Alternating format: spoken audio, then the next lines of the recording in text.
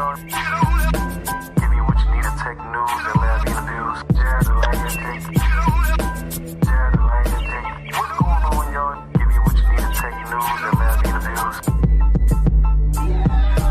What's going on, y'all? Jared the Lagniappe. What's going on, y'all? It's Jared the Lagniappe Legend. Thank you for coming on the Lagniappe Legend podcast. I don't know if you can hear me because I got this mask on, but we just wanted to promote mask up, coronavirus, stay safe. All right, you can take this mask off. I can't even talk. Well, see that we can't give up that easy now. See, that's the problem. Right. We almost at the end of this pandemic and the shots are going out. So all we got to do is stay safe for another 2-3 months, guys. It's not that difficult. We're gonna make sure that vaccine kick in. That's right. All right, y'all. Welcome back. This is a new season, new show, new year. This is episode 73. We're here with Mr. Russell Jamal Frank. Welcome to the show, sir. Hey, Mr. Anderson. It's a pleasure speaking with you today. I'm excited and happy to be here watching and being involved with your show. It's been a big hit. And I was just amazed that you actually asked me to be on it. So here we are today. Well, I got a lot of people who were very surprised you was able to squeeze in some time to talk to somebody like me. Well, with you having your own show and being a big IT guru out here in the city of New Orleans, I'm gonna make time. We got time made. All right. So we're gonna talk to Mr. Jamal. I'm sorry, I'm used to calling him Jamal Frank, but actually his first name is Russell. Russell Jamal Frank. He is the founder and owner of Renew Orleans Construction Company. He is a licensed contractor, a real estate agent, a real estate broker, and an Airbnb property manager. So please introduce yourself to my listeners, sir. How you guys doing? Russell Jamal Frank, as Mr. Anderson said. I'm just a 39-year-old man who born and raised in New Orleans, just excited to be here today and just happy to be a part of the city. I actually, just to give you a little background about me, I graduated from Brother Martin High School. I went on to college right down the street at the University of New Orleans.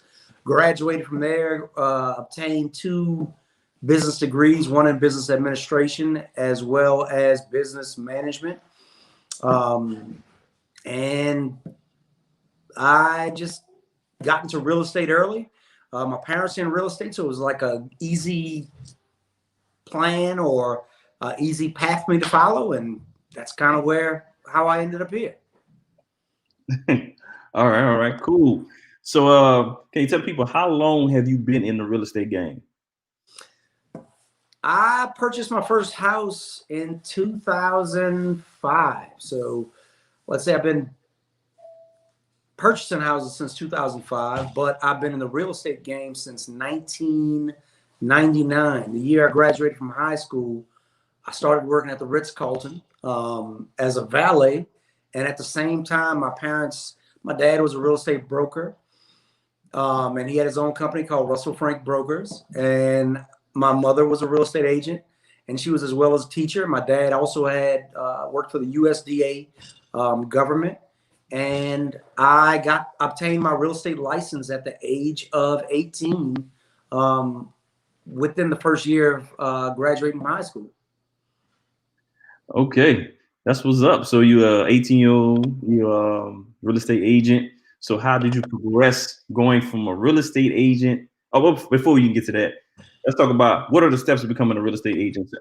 I get a lot of questions about people who want to get into the real estate game. What are the first steps of becoming a real estate agent? Becoming a real estate agent is pretty simple.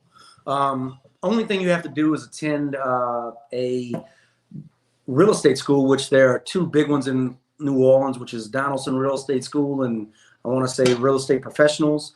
You have to just take a 2-week class, pass the test, then you move on to the state test, pass that test, they give you the license. Simple as that.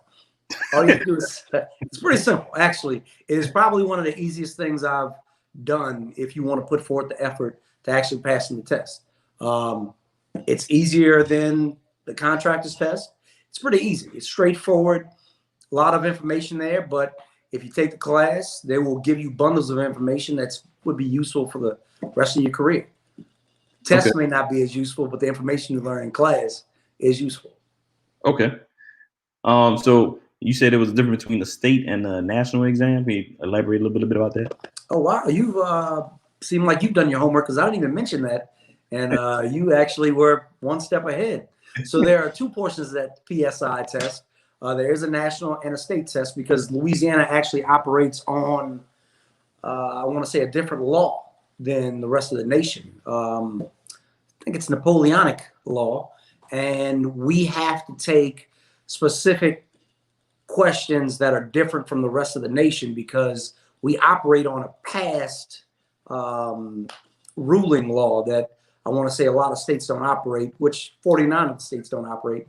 Neither does DC or the other two places that would be considered United States, which is they're just all different. So you have to pass the Louisiana test as well as the state test. All right. Okay, cool. All right. So now you've been selling houses, a real estate agent game. So what made you go into the next level? Because I think you became a broker before you became a licensed contractor, correct? No, it's not true. Oh, excuse me, my bad. Continue. So I apologize about that. But yeah, so what ended up happening, I started selling real estate, worked at the Ritz-Carlton for a while, got my real estate license and sold real estate on the side. And then progressively, I got into the real estate game, like constantly. And that was the only thing I was doing at the time. Sold real estate, and that was my career. Gradually speaking, with the real estate agent, you're going to make more money as your friends make money, because you can't sell houses to nobody. So, I mean, you could advertise to everybody, but in general, real estate agents get their grasp on the industry through their friends and their family. So as you get older and your friends make more money, you begin to become their real estate agent. You progress into selling houses to other people. You start advertising. And that's actually how I got into the construction game. I basically just learning new knowledge, and I watched contractors make money and do great jobs. And when I purchased my personal house after I got married to my lovely wife, may I add, it's actually my 14th, Chantel. Yeah, it's actually our 14-year anniversary today, which is. Oh, okay. Happy anniversary. Yeah, I had to mention that. She's excited as well as I am happy this whole time. I mean, everybody who's married knows that you're going to stay happy the entire time if you're married to a great woman, right? Maybe. So, after I bought that house, got into some business with a contractor and gave him a large sum of money. And what he ended up doing was rob Peter to pay Paul. Most contractors get caught up in a monetary game where they can't afford to actually pay for the jobs, because they'll take a deposit, spend the money, then get another deposit from another job, do a little work somewhere, a little work somewhere else, and then they're broke, and then they just can't continue with their jobs. So this contractor actually attempted to steal about $50,000 from me, and at that point, I, called him on his stuff. I actually was able to get my money back through a couple little avenues, but I got my money back. And at that point, I decided, hey, if it's this easy to steal someone's money, maybe it's that easy to do the right thing and actually build someone's house well and give them a good product and not allow them to have to deal with theft or whatnot. So at that point, I started getting into the construction industry, not really I didn't obtain my license, but I started, let's say, doing some small jobs, subbing it out, doing some things for myself, finished my house myself. And then right about 2011 or 12, I decided to go ahead and take the state licensing board test. Passed that, got a commercial license, and then I went back and got another residential license. So I had 2 licenses with the State Board of Contractors. Okay, hold on. You go too fast around people taking notes. All right, Okay. so when you become a licensed contractor, you have to take one for commercial and residential side. I didn't know that. So there's many different aspects of construction licensing. They actually have a home improvement license where you don't have to take a test and you can do jobs up to $75,000.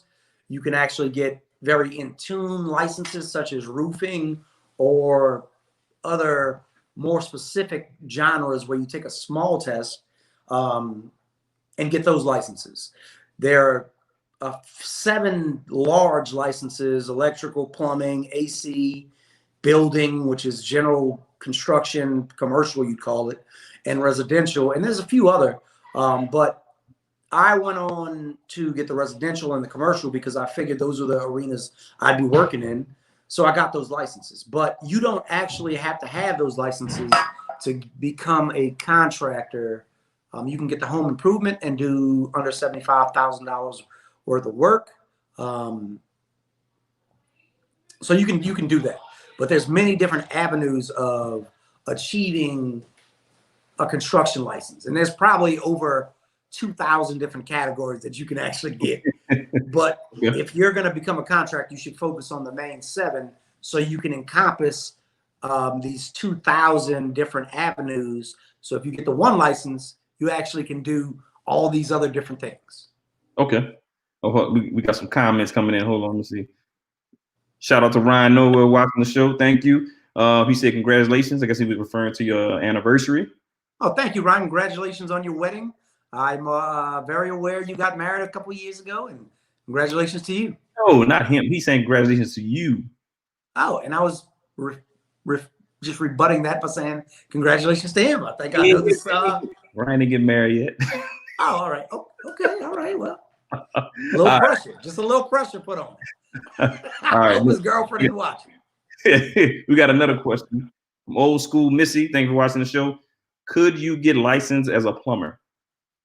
You can get licensed as a plumber, but thank you for that question. But you actually, that isn't a state board of contractor license. That's actually a plumbing board, which is more specific. So you have to actually go to them and pass their test, get their license, and then you can apply to the state board of licensing contractors for Louisiana, and they will give you an accreditation for plumbing, but you actually have to pass a very specific test for plumbing, gas, and electrical. And I also have the electrical and mechanical license, which I do a little bit of electrical, but I'm just acquiring these licenses as I go, just so when I'm ready to delve into that field, I'm good to go. So, just a word of advice: if you guys are trying to, anybody trying to get into the field and you want to get your construction license, or don't wait until you have a job to go pass the test. Just go get it. Okay. And then when you're ready and you have a job, you already have the license. So a lot of people wait till they get a job and they say, oh, I need to cram and try to pass this test. Funny thing is that's how I actually got into the business, which I'm telling you not to do because I've learned from experience. Just true story. They had an elevation program in Louisiana, and I didn't even know how to, I knew how to do a little construction, but I hadn't elevated a house. So basically in Louisiana, when the property flooded, you would lift the house to get it out of the flood elevation zone. So it'd be above BFE, which is the base flood elevation. So if a property would be above that, a person wouldn't have to pay flood insurance, which costs a couple $1,000s a year. And the nation doesn't want properties to be able to flood, right? So they paid contractors to lift the house, basically pick it up off of a slab and lift it 5 feet in the air and set it back down on pilings. No clue how to do this. So another aspect of my suggestions, which isn't really what Jared asked me, but just go for it, right? I never knew how to lift a house. I definitely got my construction license to be able to do this. And what I did was, as a contractor, you hire people who know what they're doing and you oversee it. But I kind of learned on the job. And a lot of the people who I've done houses for also recognize that. But after 8-9 years, I've obtained a plethora of knowledge that I can probably do almost anything with construction. So don't wait till you have to do it. You do it, get your license, learn a little bit before, and then apply that knowledge later. I Okay. kind of just applied the knowledge as I went, but that was more of a learning experience, and it cost me money in times, but it was a good thing. But Okay. you guys learn before you have to. Okay. So when you get your general contractor license, does that allow you to get general contractor insurance when So building? if you do have, so you have to have general contractor insurance. Okay. That's one of the requirements by the State Board of Contractors, is that they make you obtain insurance before you can even take their test. You have to give them a list of things, workman's comp, insurance up to $1 million, and you have to just obtain this. And a lot of people may think that's not attainable, but you have to just go out and do it, pay for it, and then reach for your goal, reach for the stars. Okay. Right. And insurance is a good thing, because if you, for instance, me lifting houses, one of those houses would have fell, my insurance would have paid for it, and that's what it's there for. It's very important as a developer, builder, contractor to have insurance on your house. When you're living in your house, it's important to have homeowners, flood insurance. It's just very important to have insurance, right? Okay. Right, Mr. Anderson? Yes, sir. Thank you for answering that question. Okay. So my next question is, so let's say someone is looking to do some renovation or build a home or whatever they need for their property.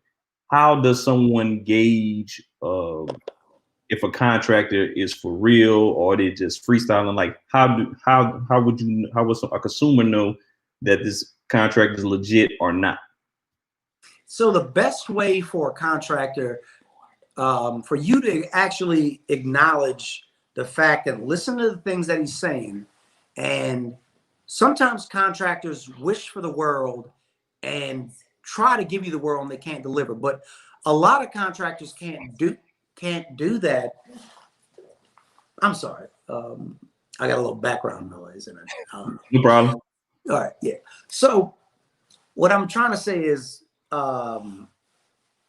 you should actually ask them for a resume. Not really a resume per se, but other jobs that they did. Reach out to the previous people that they've done work for. And the most important thing is to check their licensing status with the State Board of Licensing Contractors. If they have a license, you can actually look that up so easy. lslbc.gov, and you can type in their name and see if they've ever passed a test. Or you can actually look up their company name and it will tell you all the licenses they possess. If they don't have a license, you should ask them why they don't have a license and kind of explore that. But the license is very important, because everyone could be a contractor. Anyone could be. But you actually, to have that certification, have insurance, and workman's comp protects you as the homeowner more than you think. Because if someone slips and falls on your job, you'd want them to have home insurance and workman's comp, so that basically they can, that will pay for the problem as opposed to you getting sued as the homeowner. Oh, that's good information again. What was that website again? Because I'm gonna put it in the chat. It's lslbc.gov. LSCB. LCB, Louisiana State Licensing Board of Contracting. Okay. Well, I'll put it in there later. All right. We got a lot of comments coming in. So let me see. Old School Missy said, "Oh, you're very well informed." All right. Then we got Miss Jocelyn Frank. Thanks for watching the show. Do you assist with the design? I guess she's talking about, do you assist with the construction design, or someone needs to go to architect for that? Okay, so if you're building a house, depending on what you're doing, if you're doing structural renovation, you're going to need to get an engineer, a stamped structural engineer, to stamp some plans. Most engineers do that because they are well aware of how to draw those, but an architect or a draftsman would be where you might want to even start, because they have general ideas. They're linked in with I don't want to say hip, because now I sound old, but they're kind of linked in. You say cool.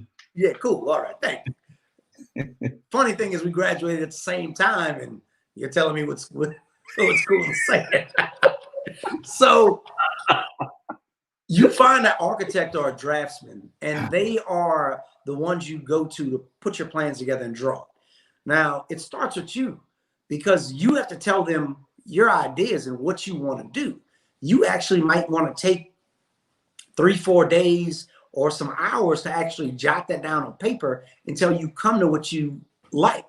You can go to websites like House or Wayfair, and there's just thousands of different things. You can watch your favorite movie and see something on a movie screen that you really want in your house, and then you show that architect or draftsman what was nice about that and ask them to put that on paper.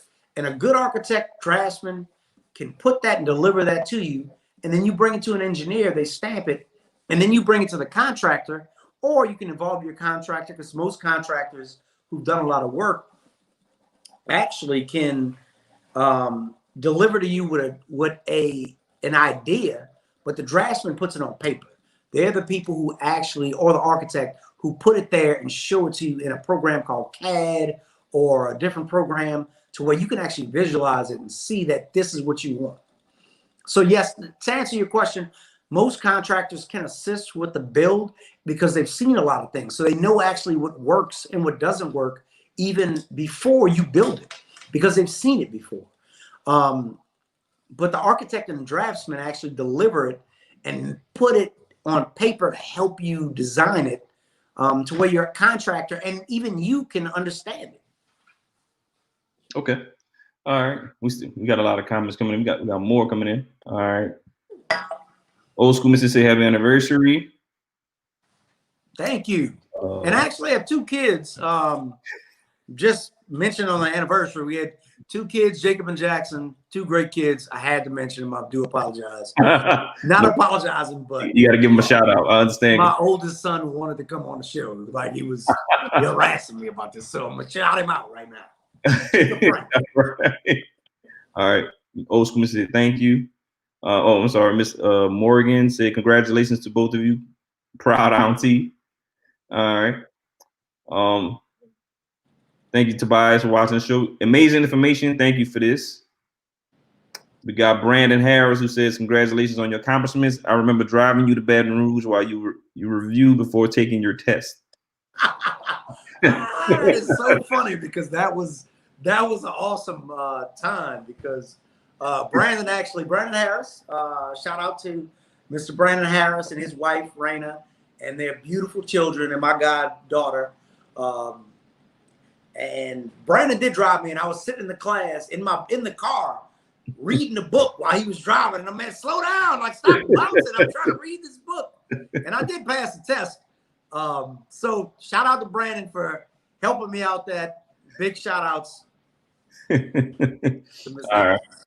Okay. So we go through the architect to get the drawings. You present that to the contractor, and the contract does that. All right. So since you're the contractor and somebody calls you to a house, how do you evaluate doing either a renovation or new build? Like, do you charge by the square footage? Do you go off just the drawings? How do you come up with your cost estimates? So the square footage, let's talk about renovation first.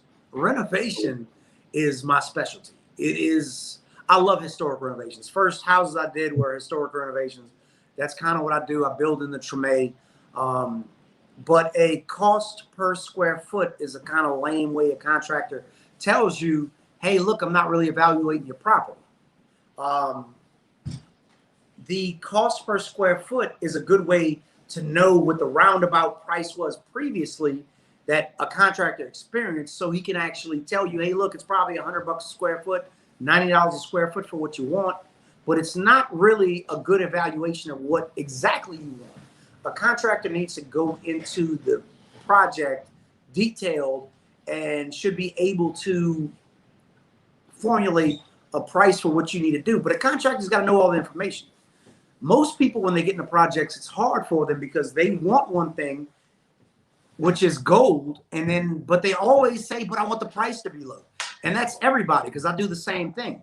But a contractor needs all the information. Termite damage in New Orleans is substantial. Wood rot is substantial. Contractors don't always know that those are issues. So during the renovation, the price can change and fluctuate, and you have to be prepared for that, because sometimes the contractor doesn't even know. But during the renovation, the homeowner generally changes their mind. They go up, they go down on certain items. Personally, when I did my kitchen, I set out with a budget and I doubled it because I wanted better things. My wife wanted better things. But everybody wants the world, but you don't want to pay for it. And that's where you're supposed to be, because you need to save your money as an actual investor and purchaser. And the contractor is not always trying to take your money from you, but he's trying to give you what you want. But it's hard sometimes for a contractor to evaluate that because things change during the project. So I come back to the contractor should be able to give you a price for your job, but he needs all the information that you really want to do, not do this, but I need it to almost be free. That's kind of, it's illogical, but it's how everybody's mind works. It's how my mind works, customers, contractors. It's just how things work. New construction should be more detailed in regards to, hey, look, a new construction is going to cost you $125 a square foot for X. And if you want a higher grade, it's $135. Those are more dollar per square foot because those costs have no, how do you want to say, fluctuation. There's no termite damage behind the wall. And once you got the wall, there's going to be, there's no wood. Like, you know what I'm saying? You rip a piece of sheetrock down and there's not a piece of wood holding his house up, which is crazy, but everybody's seen it, right? Right. Who's seen Money Pit with Tom Hanks? Yeah, I saw that. Good movie, true story. True story for 50% of the people in New Orleans because it just happens like that. That's a great reference. There's another movie with Richard Pryor. I think I can't remember the name of that movie, where he buys a house. And this is another thing that people have to be aware of, that the previous owner not always tries to maneuver around you, but they're trying to sell a house. So on that movie, I forgot who was playing the other end, but the whole time he was telling Richard Pryor, hey, look, we're going to take the stairs. And Richard Pryor was like, okay, all right, cool. And then the guy said, we're going to take the kitchen. So they bought the house, and when they showed up, there was no stairs, no kitchen. Like, those are the things you need to be mindful of. And then the guy who owned the house had a tape recorder. He said, no, I recorded this. I told you I was going to take the stairs. So, I mean, it's like real life. So be mindful when you're purchasing and when you're selling, because you can also be sued for that. In Louisiana, you can't hide something behind the walls, although a lot of people do that. I don't know, I'm going off on a tangent, but I'm just trying to, it's that's why you get a house inspection, right? House inspections can't tell you what's behind the wall, though, can they? Behind the wall, gotcha. Okay. Right. I mean, house inspections are very good and they're useful. And generally speaking, on a real estate contract, you'll have 10 days to inspect the house. You should definitely do that. But even in the inspector's report, he has a disclaimer that says, hey, look, what's behind these walls and I can't see, I can't tell you. So you can't sue me. So that's a real thing. Even that goes for contractors, you as the purchaser, it goes for everybody. You can't really tell what's behind the wall. So it's kind of like a crapshoot, especially in termite-ridden areas like Louisiana and New Orleans. We've got a drywood problem in Treme, Uptown, not as much as in Gentilly. There's a lot of Formosan termites. And I'm just breaking this down for you. Formosan termites come out of the ground. They eat quick. You'll notice them quickly. But drywood termites stay behind the wall, and they drop these little pellets on the ground. A lot of people might notice that there's pellets that look like little pencil shavings of a lead pencil, but that's actually termite poop.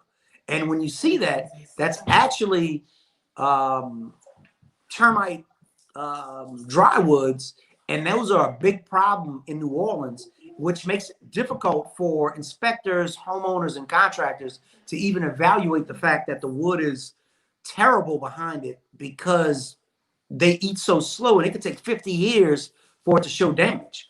And the outside of a 2x4 or 6x6 could be perfect, but when you stick a hammer in it, the whole 2x4 falls apart. And I know, like I said, we're going off on a tangent, so I'm going to digress. I'm sorry. Okay.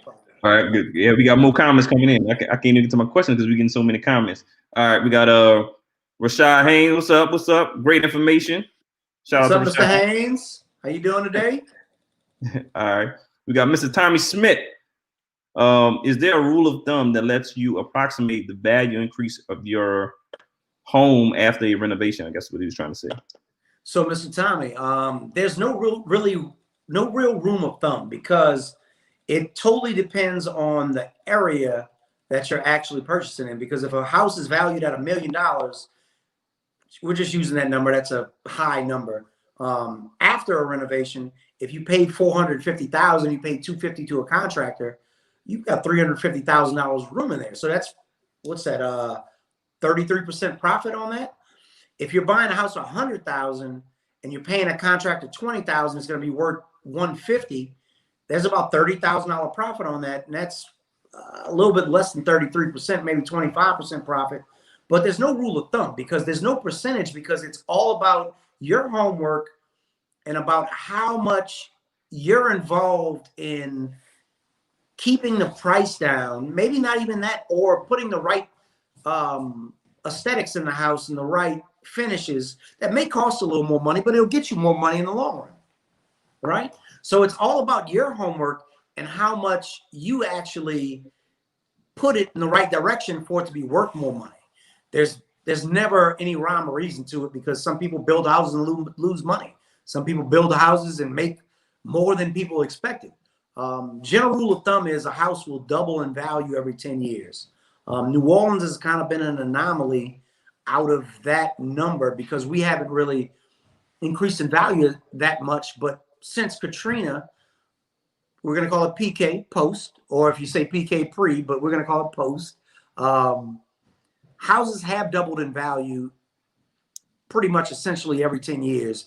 And we're on an economic rise on real estate property more than any time ever. And the interest rates are so low. So you make a good decision, you're going to make money. How much money is that? I don't know. Okay. Got another question for you from Mr. Tobias Morrison again. How can we reach you? We are doing a wholesaling and flipping in Baton Rouge and Monroe, Louisiana. I can be reached at 504-559-0959. I'm going to repeat that one more time just in case anybody's listening, they want to call me. It's 504-559-0959. I've got a website at reneworleansconstruction.com. I don't have any Twitter, Facebook accounts only because I'm kind of in the space age in regards to. You do have a Facebook account. You do have a Renew Orleans Construction. It's on the ticker at the bottom. You do have that, sir. I do have it, but it hadn't been updated in probably 8 years. So they didn't know that until you said that, sir. It's fine. I'd rather you just call me. We can have a face-to-face conversation. I'll bring you to some of these properties that I've done. I'm happy to speak with anybody who would like to discuss real estate or construction. It's a great industry. I love it. I got into it because my parents were real estate agents. Like I said, my wife's actually taking a real estate test. Mr. Jared, I know that this was a industry that you were interested in, and that's how I know you know a little bit about it. Can I talk about that for a second? Yes, of course. I think I was going to get it. If FYI, me and this guy used to be roommates a long time ago, and his mom always pressured me to, why don't you go take real estate? At the time, I wasn't listening. I was too busy worrying about graduating school, getting an IT. But now that I'm older, I really realize how much real estate can build generational wealth. You can pass it on. You can bring additional income. So now I will be studying for my real estate exam. Hopefully, I'll let y'all know when I pass it. Of course, Mr. Anderson, you coming over to sell real estate with us or what? What you gonna do? A little pressure. I don't know if y'all can afford me. But man, we don't pay you. Your customers pay you. I know, man. But we do pay out 75% commission. Okay. Agents. All right. I'm glad you said that. So can you explain, we're going to go into real estate brokers a little bit, so we might as well go right into it right now. So can you explain being a real estate agent, working for a real estate broker, and how the pay structure is paid. So when a real estate agent sells a house, let's say he sell a house for, he or she sell a house for $100,000. Can you explain the payout in that whole process? So there's no set amount of commission. Generally, real estate agents and brokers work on a commission.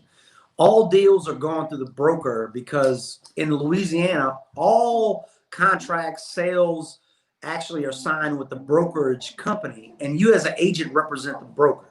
So the broker actually, let's say you use the number 6-7%.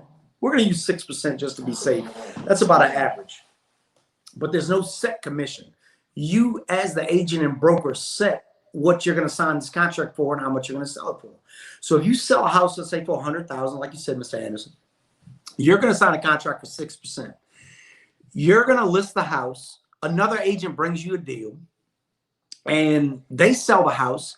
Maybe your agreement is to pay them 3% of the $100,000. They make 3%, $3,000, that broker. And this broker on the listing side would make $3,000 as well. And you as an agent would work a commission base out with your broker. And maybe that's 50%. So you make.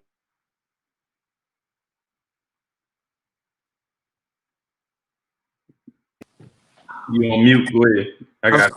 Or maybe that's actually, let's say you're making 90%.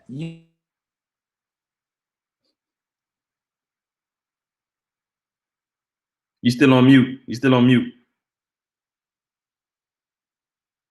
You still on mute. You can't hear me. You still on mute.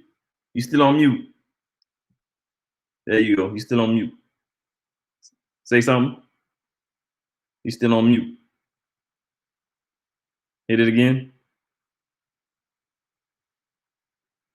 I can't hear you. Having some technical difficulties, but we'll work it. Can't hear you. All right. So while he's dealing with that technical issue, we'll get him back. Oh, there we go. All right. I'm sorry.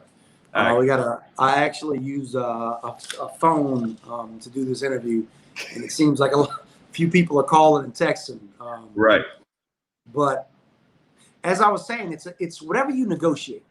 If you're a top sales agent and you're selling $1 million houses, you're going to make some significant money. Real estate is an industry where you make your path. There is nothing that's going to hold you back.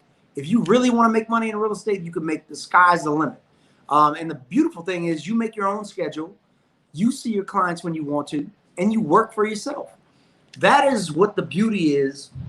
And why most people have a second job when they sell real estate, because people have a steady income and they can do real estate on the side, or they can do it after work or on their days off. And some people just get a license just to save the money on the commission when they buy a house. You know, a lot of investors just have a license. So when they spend, let's say $100,000 on a house, they make $2,500 or $2,000 to go in their pocket on a property that they're buying. Okay. And how much is I don't know if you might have said it when you were going in and out. How much does the broker, what's the broker percentage from our agent selling the house? Our commission, I'm sorry. I mean, generally, you have to negotiate that with your broker. Okay. All companies are different. There's many brokerage companies at World Properties International. Commission's probably about 75% on average. Okay. Gotcha. To the client, not customers, to the agents. Okay. Oh, we got more comments coming in. Hold on. Let me put them in there. Give me a second. All right. What's the name of the movie again you were referencing earlier?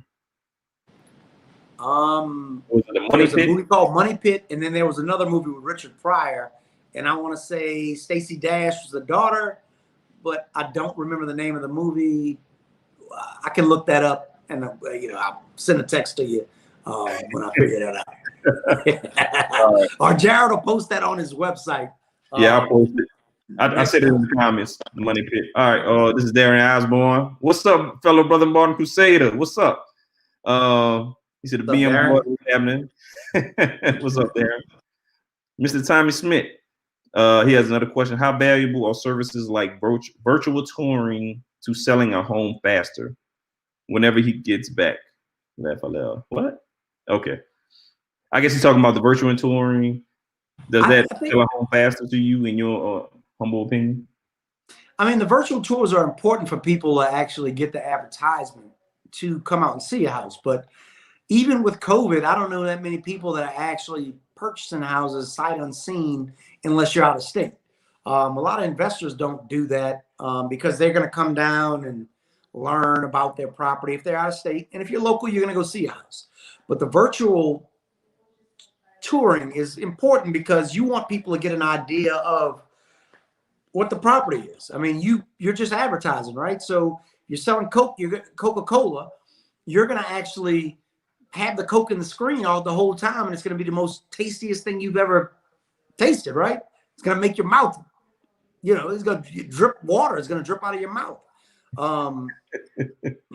So yeah, you're going to make that house look good, and the virtual tour definitely helps out. Okay. Salivate was the word I was looking for. Okay. Brother Martin indication. So let's talk about becoming a real estate broker. So you was an agent, then you became a general contractor. What made you want to get your real estate broker license? The broker's license basically takes 150 hours of education. Donaldson Real Estate School actually is a good school for that. Basically, I just wanted to become a broker. I mean, like I said earlier, you don't need to obtain a license when you have to, right? You obtain it before. So I'm an agent. My dad's a broker. I just wanted to get the license. They pushed me to get it. My wife pushed me to get it, and I just wanted to become a broker. I mean, it's not need of necessity. It's more of, hey, look, what are your aspirations and goals as a person? And for some people, it's higher than mine. Some people it's lower than mine. But one of my goals was to become a broker, and that's what I did. And you have to be a broker to actually run your own real estate company. But that's not why I did it. I just did it because I want to be prepared for the future. And that's a big thing for people, is to be prepared. You want to be a contractor, get your contractor's license. You want to be a broker, a real estate agent, go get it. You want to graduate from college, go do it. I mean, graduating from school is not for everybody, and you don't need it. All of the career choices that I've made were not brought to me because I graduated from college, and I didn't need a degree I needed a high school diploma to become a contractor, a real estate agent, broker. And those things were a necessity for that. But I chose to go to school because that's a possibility for everyone to do. And you should do it because it just opens up the world. You may want to do something in college as the way to actually, college is a way to show you and give you time to think about what you want to do. You don't want to take a job getting out of college making $45,000 a year, which a lot of people do. I mean, if you want to make $1 million a year, you don't get into a job and stick there. You kind of go to college, and if that doesn't work out, cool, you go get a job that has room for growth, but you don't get into something that has a low ceiling. And definitely real estate, construction, and other things like that don't have a ceiling to them. And that's why I suggest this type of industry for a lot of people, or to obtain the licenses and accreditations before you actually need them, because it just opens your ceiling up, right? Okay. So I got a question. So yeah. So what is when you become a real estate broker? So this is when you're able to have agents to work for you. So can you talk about? Well, my question is, how does a real estate broker get into like any of those bigger like Century 21 or World Property or the other one, Williams Realty, whatever? How do you become like a franchisee for that organization? So there's associate brokers, is what's called an associate broker or a sponsored broker. That An was associate broker would be a broker that is just a broker and he works for another real estate company or a broker. A sponsoring broker is the guy or woman who owns the company and has people work underneath him. Once you acquire your broker's license, you can continue on as an agent, or you can open up your own company. A lot of people get their broker's license specifically to open up their own company. And World Properties International is I want to say a company, a franchise from up north.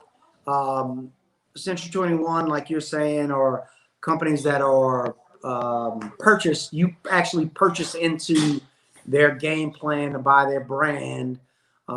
That's not always the best direction for some people.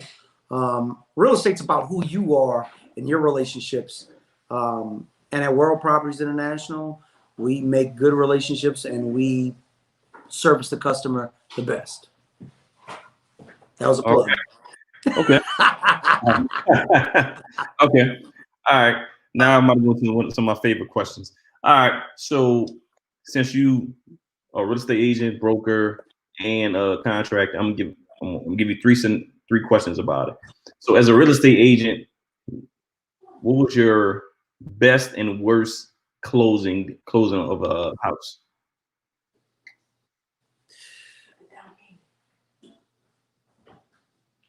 Ask that question one more time. What was your best? What was your best? I guess what was your best closing and what was your worst closing? Like worst situation is trying to sell a house to a client. Whew, man, the ones that don't close and you don't get paid, those are the worst. All right, the ones that you work with a buyer or work with a seller for, let's say, 6 months to a year, and they just want to look at houses. And this is going to be an overwhelming theme when you're just starting.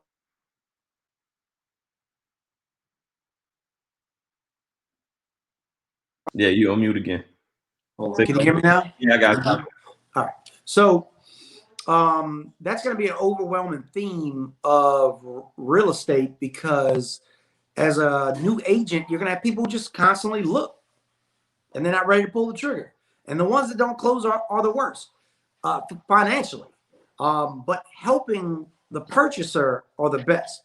I mean, actually, I've done a closing where I didn't make any money, but it felt the best because I helped someone, older lady, secure a property.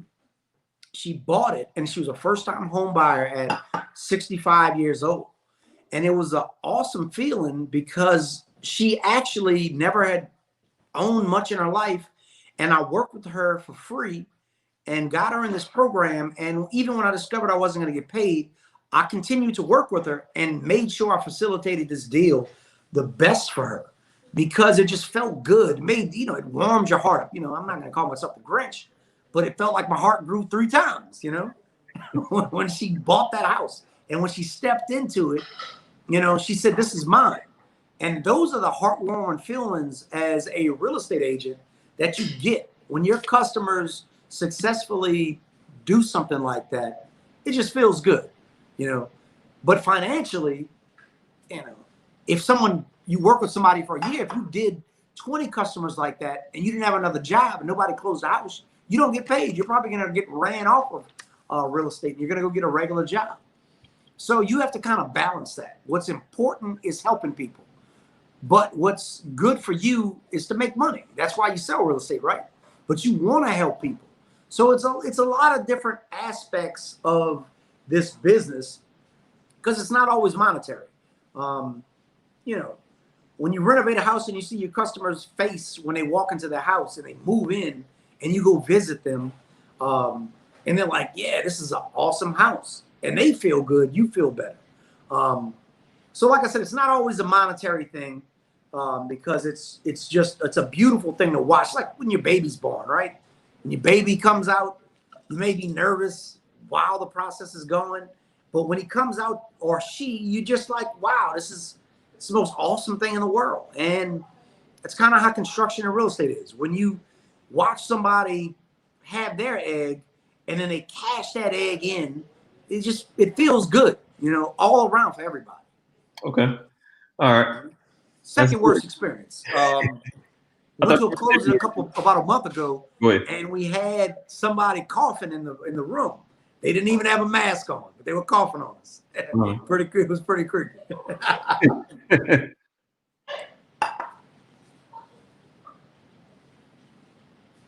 So this dude.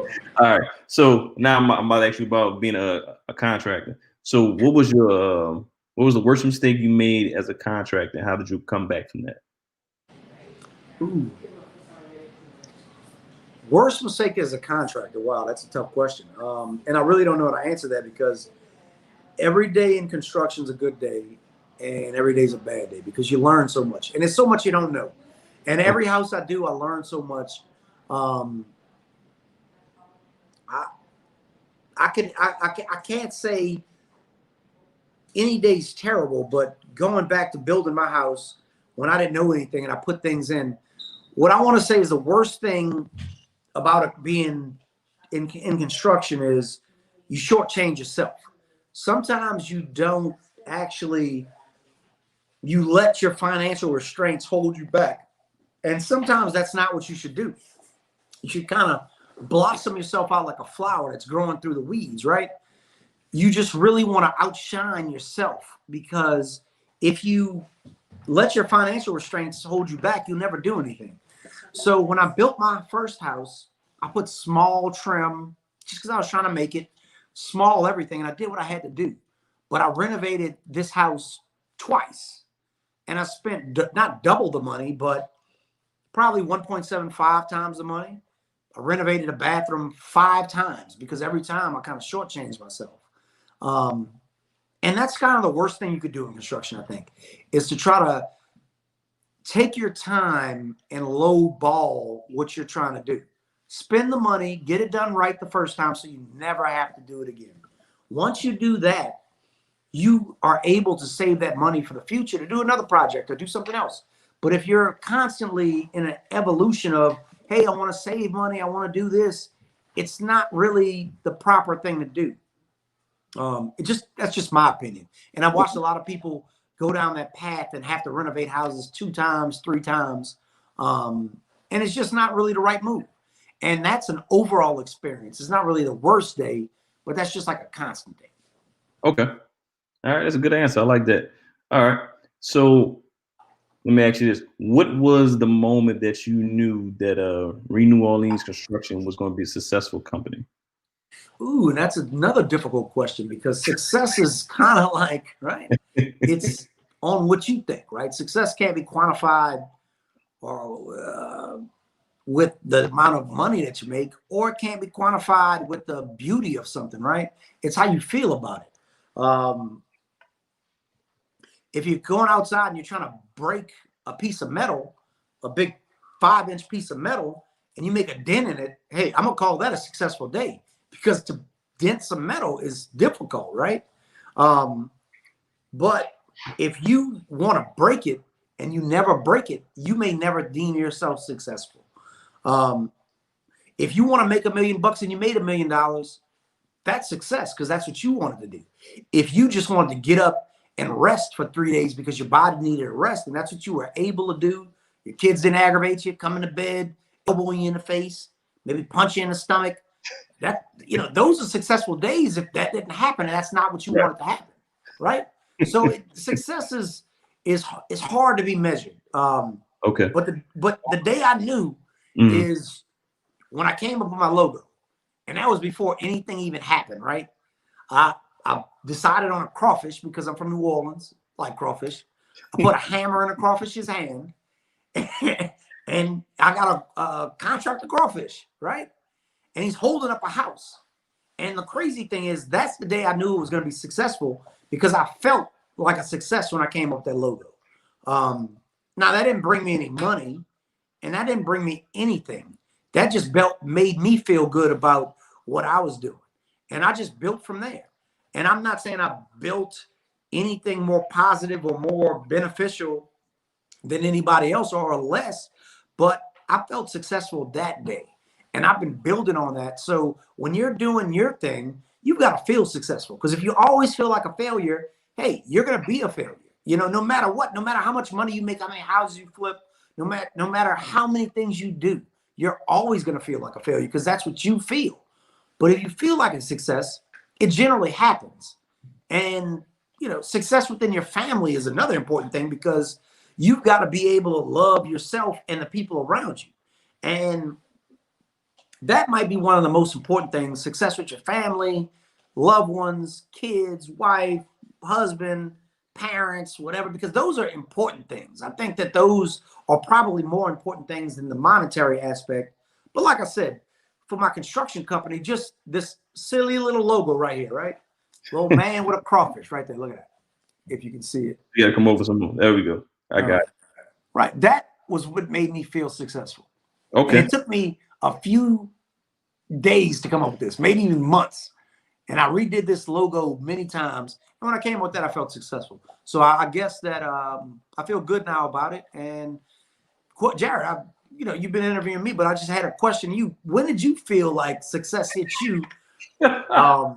You being a serious IT man in the city, and now hosting your own pretty substantial show.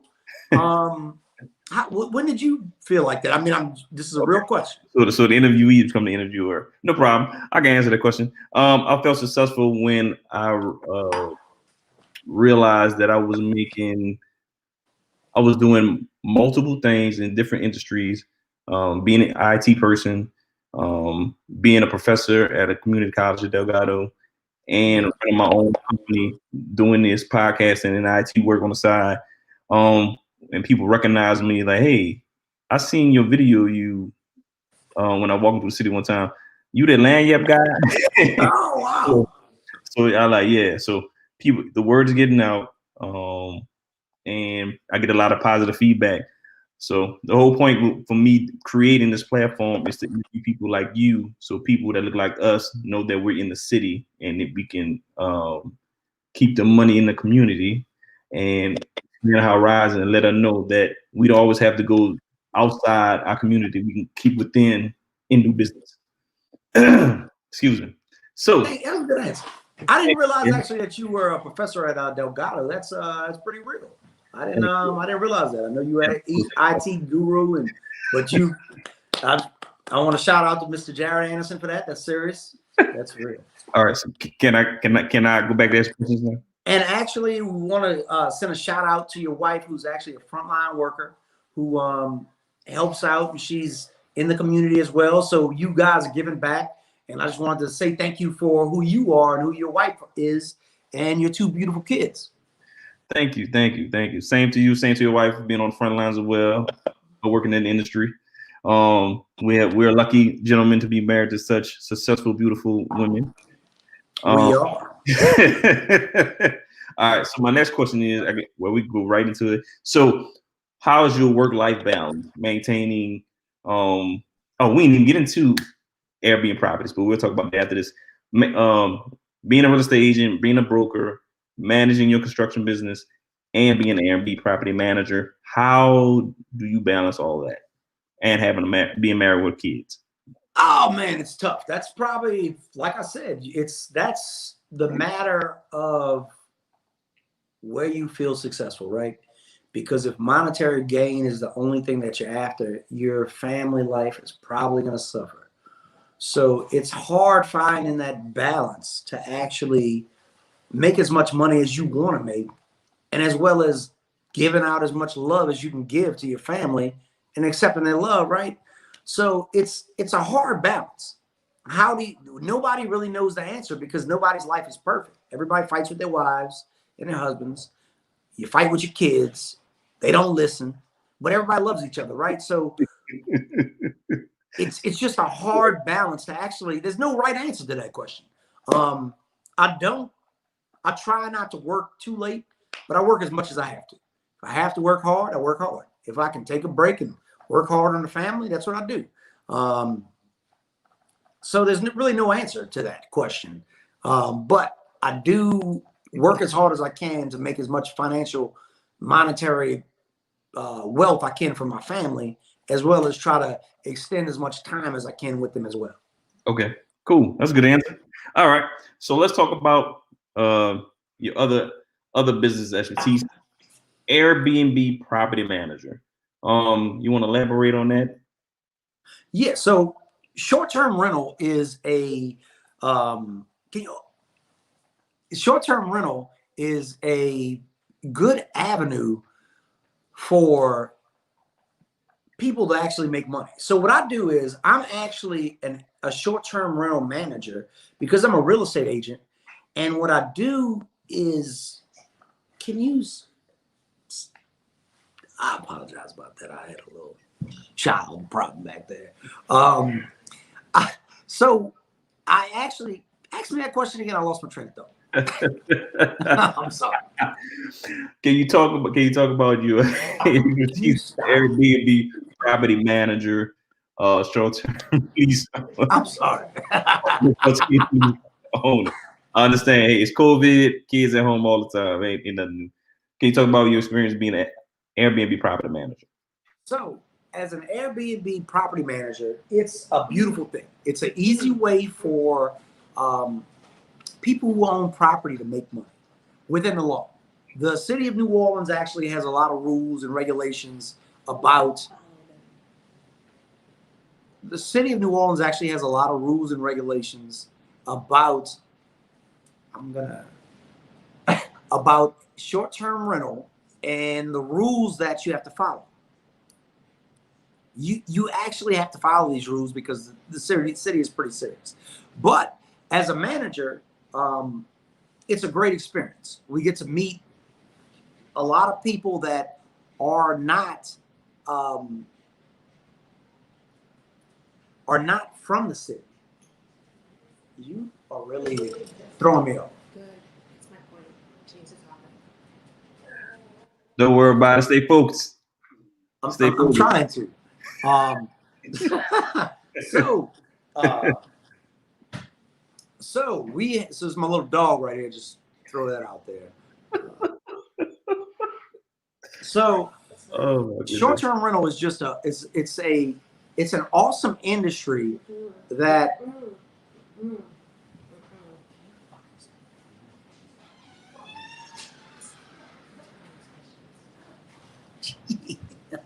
I understand. I gotta get my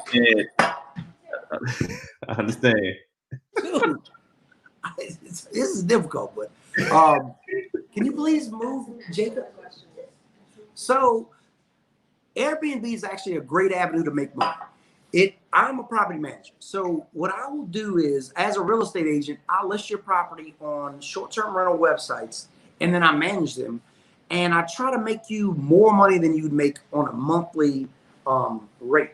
So if you were renting a property at $2,000 to $3,000 a month regular, my job as a property manager would be to actually rent that house out and make you more money and to take care of your property as a property manager. So if anybody's looking at Airbnb a property, an extra property that they have, I actually do that. That's actually one of the things that I'm progressing into that benefits everyone. A lot of people want to say that Airbnb is a negative thing, but it's a pretty positive thing. There's a lot of business owners that make a substantial amount of money on their properties, renting them and allowing me to manage them. They don't have to deal with it. And it's a substantial thing. Next question. All right, that's cool. All right. So being an Airbnb property manager, what are the positives and negatives about being Airbnb? Have you ever had issues? Did you ever throw people who rented it out, throw them out because they're breaking the rules? You want to talk about that? We've actually never had a serious issue with anyone breaking the rules in our Airbnbs. As long as you're able to follow the rules and the people that rent these short-term rentals, it's a great thing. I'm actually a manager, and the city requires the manager to obtain a secondary license for management. Next question. Can we go to the next Can- question, please? Jack, can you give me a second? Can we go to the next Can you give me a question, second? please? All right. I'm sorry. So while you're doing that, let's talk about real estate, owning your own property. So when you're doing real estate, everyone should do this. You should be able to, your first property should be a rental property, maybe a double, maybe a duplex, fourplex, whatever it may be. So your first property, so you could live on one side and rent that out or Airbnb it out, whatever you decide to do. You want your first house to be a rental property. And from there, you can use that property, you can use the rental income to either buy another property, do another flip, or you can use that property as collateral to do new construction or new renovation on your next house. So while you're doing that, just remember you're buying a home not just for you, you're doing it for future generations. So always remember, you may not see your fruits of your labor, but your kids will see. So also when you're doing, when you get into real estate, find out the properties cost around the neighborhood you want to get into. That's usually called the comps. Real estate agents have access to certain systems that give them the property values, or you can use Zillow or apps similar to Zillow that can give you information about the properties in the area. That way you can know how much a house you could buy for or how much you could sell it for. It gives you an area expertise, an average to go with. Besides that, does anybody else have any other questions? I'm waiting on Mr. Frank to come back. I don't see nobody has any questions. So there you go. Mr. Frank is back. I think you're still on mute. I apologize. That was my children who are probably supposed to be sleeping, but they're not. And I didn't want to disrupt the interview as much as. Don't worry. I gave him some real estate games. All right, continue. So next question would be, what is the future of your company? What do you think the future is? You got the camera off. Oh my God.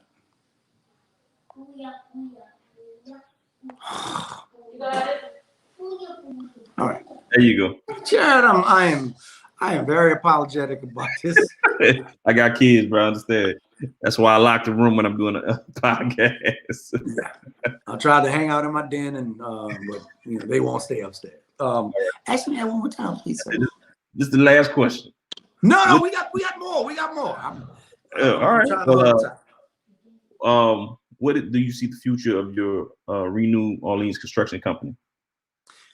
What I see for Renew Orleans Construction is to actually become like a developer in the city and to put together projects that help and assist with greater living for the community.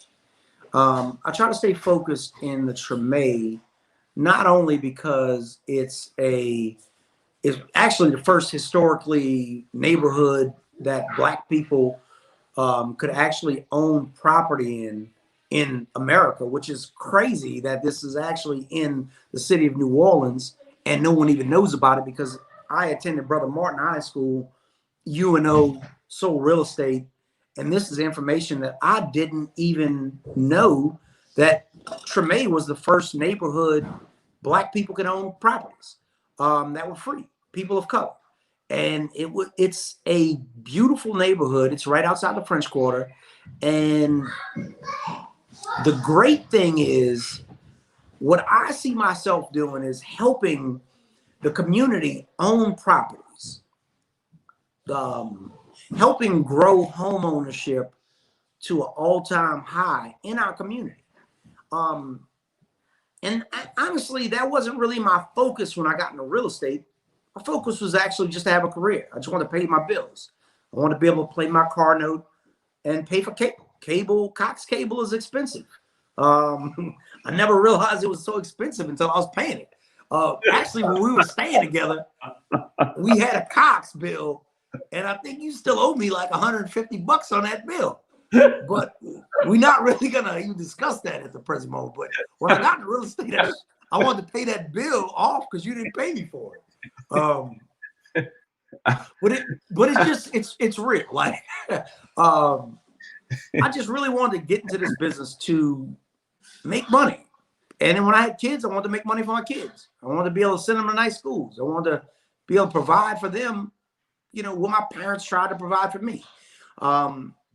And growing as a contractor, real estate agent, just seeing beautiful things in home ownership, experiencing life in Treme with this beautiful neighborhood and with the historic builds and how these houses are so beautiful.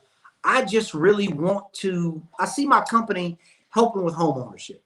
I see my company helping, you know, expand the life that the people of Treme in 1865 or whatever year this was, before 1865, experienced that a lot of people don't experience. And I see myself trying to assist with that.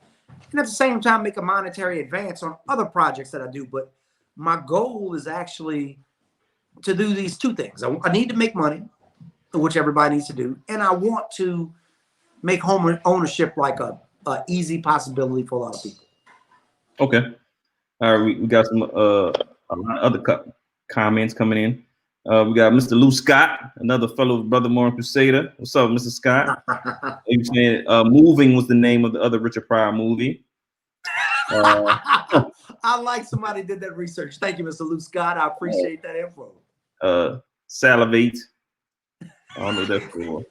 Maybe you're gonna say what it is. I don't know. All right. Ms. Johnson Frank said, I love it. Let's see. Oh, Thomas Mayor Anderson. People always say that. We actually got a question from Mr. Brandon Harris. How is the R&B business while dealing with COVID?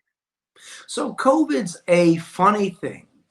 It actually transcends bringing all businesses down. Restaurants are low. Hotel industry is low. Short-term rentals business is low. It's a difficult thing to deal with. When people stay at our short-term rentals that I manage, they actually, you know, we abide by all the rules, and it is just, it's a difficult thing to deal with because everything is significantly lower in regards to revenue for every business out there. Generally speaking, like 85% of the businesses out there. And it is basically just, it's difficult to short and sweet. It's difficult, but we're pushing through. Wash your hands. My wife wanted me to say, wear a mask and wash your hands. Is What the people do. It makes the business happen. Everything's fine if you wash your hands and wear a mask. All right. So before we go, I have to say these statements right here. I knew when you was gonna be successful with your construction company is when I saw it. Your the house that you did for someone was in on Noto.com for Times Picayune paper. Christian Rhodes and Robin Rhodes' house on Salons Avenue. Yeah, that was the job you did was amazing on it. So and you got a lot of recognition for that. And also when you appeared on the NBC show The Deed with Sidney Torres, and that was a very great episode. If y'all can go YouTube that Jamal Frank on The Deed show for Sidney Torres. So I actually still own that house, Mr. Jared Anderson. Okay. Great show, though. Great show. Right, it's a great show. So, all right, man. Thank you for coming on the show. Do you have any last words? Oh, also before we even say what's your last words, please give the people your number again and what's your website? My website is reneworleansconstruction.com. That's reneworleansconstruction.com. One word. Phone number is 504-559-0959. It's 504-559-0959. When you call that number, always look for a good body to be on the other end, which generally I may answer because I like to speak to my people. Mr. Anderson, if you call me, I will answer your phone directly, and I appreciate you putting me on this show. You know, and I did think that you were pretty funny.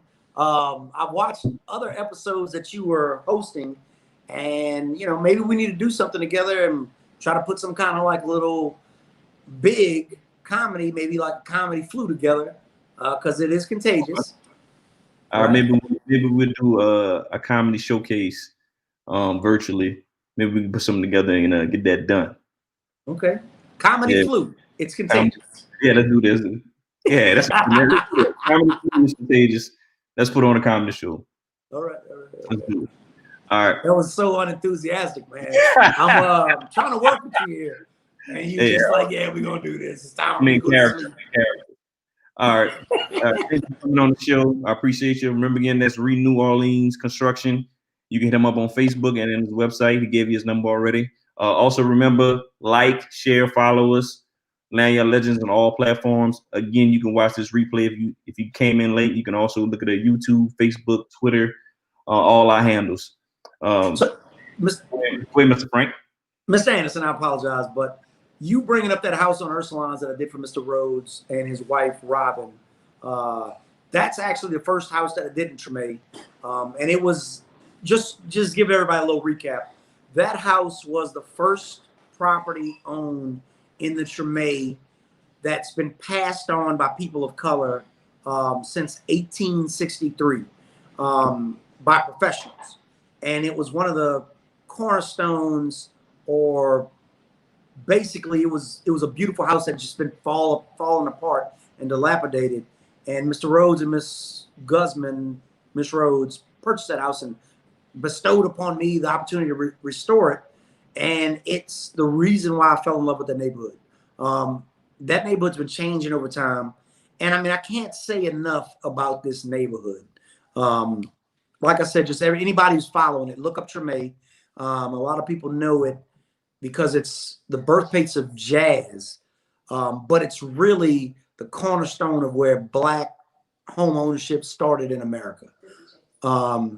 You've got cornerstones like Dookie Chase Restaurant, Fatim's Cozy Corner, right in there. You've got superior homeowners like the Bynums in that neighborhood, which is people like that make neighborhoods great. If nobody knows Mr. Adolph, get to know him. There's actually an African-American museum in that neighborhood that's supposed to be put together and it's going to be finishing up. It's just a neighborhood everybody should explore, not only for the depth of what was in the past, but what can be today. Because this neighborhood's transformed over the last 15 years and turned into like a spectacular, beautiful area. Just recently, I am aspiring to just be a part of this neighborhood. It's just a beautiful neighborhood and everybody should be also. That's pretty much it. And I appreciate you letting me be on the show and give us your Twitter handle and everything else you got. We got somebody, people got some more comments right before we leave. Somebody's asked, say that number again slow. Oh, what's the number? I'm gonna type it in the chat. What's the number? 504 what? 504-559-0959. Kind of like the 1829 Tulane. You gotta put it with that. Like 559-0959.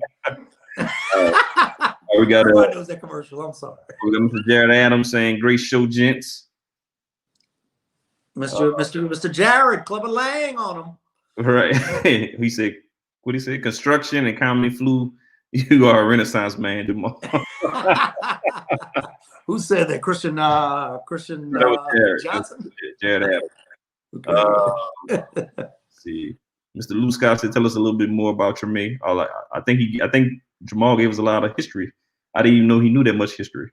I'm proud of him on that. Well, I'm not a history buff, and I did graduate from college, but I can't say my GPA was that high. I graduated 2.2. Didn't make the dean's list, which is cool. but I got 2 degrees, 6 years. So if you average those out, it's 3 years a degree. So a lot of people can't say they got a degree every 3 years, which I do. And I have a lot of accreditations, is what I tell a bunch of my friends. They may have masters, but I have accreditations. And that's big out here, right? Man. But Treme was a great neighborhood. Honestly, everybody should look it up. Look up this owner, and just so you'll know, a lot of the plantation owners had their girlfriends live in this neighborhood who were actually like the black, I don't want to call them maids or whatnot, but they're like their girlfriends on the side. And what they would do is buy them a house in the Treme and put the property in their name. So that's how a lot of that property got passed on to their children, and it got passed on and became like a significant black neighborhood, African American. But I like the word black. Are we really African Americans? Or are we black? Or are we just Americans? It's a difficult question, but I'm gonna be black today. So. Oh man! But everybody should definitely just look up this neighborhood. It is awesome. It's great. It's filled with everything New Orleans embodies. Originally, it was for slaves. Then it became owners. Then you had a lot of people who worked in the city who rented that property, and they went to the French Quarter to work because it was only a 5-block walk, which is ridiculous. But now it's becoming like how the Bywater did 15, 20 years ago, where it's just becoming a awesome embodiment of what New Orleans is. And I just want everybody to become whatever you want to be. If you want to be a real estate agent, go get your license. Like I said, if you don't want to sell houses now, maybe in 5 years you do. But if you have a goal to do it, go get your license. If you want to be a contractor, go get your license. You want to flip houses, buy a house and flip it. And if you don't make that much money, it's cool. If you lose money, it's cool. It's a learning experience. Just be all you could be for not only yourself, not only your family, but when you're older, you want to look back on your life and don't say you forgot something. You actually want to just say you accomplished something in your life. And we're going back to the whole thing about what you feel is like an accomplishment, or you made it. Or the question you asked me earlier was that successful. Back to that. You want to feel like you were successful, no matter your monetary gains, family gains, your kids. You want to just feel, you want to do what you have to do. So when you're older, you feel like you were successful. Keep God first, or maybe second if You're going to hell. if you don't want that, but keep God first, family second, and then it's cool. Everything else is just God. Life said it's God, so we're gonna go with God. All right. Okay. we definitely gonna have to get you on the mic at the comedy show, Mike. All right. Thank you for coming on the show. Thank you for everybody who's watching. Remember to follow us, like, share it to a friend, tell a friend. We out. Good night. One more shout out. I do apologize about that, Mr. Anderson. We got some art here by Mr. Blaine, bro. This piece of art behind me, an aspiring artist, awesome artist. Piece of art behind me. I fell in love with. Just want to shout that out. And I want to shout out to you again, Mr. Anderson. You are also a UNO graduate. You are a proud father of 2 beautiful kids. You are a business owner, and you embody what we have to aspire for as a community and as a person. It's not always about being black or black community. It's more so about being not even American, because we see where that left us a couple of days ago, but just as a person, as a human being. You embody what we should strive for. You look happy, and I want to say I appreciate you, and everybody who's watching the show should appreciate you as well. Thank you, sir. Subscribe to Jared's show.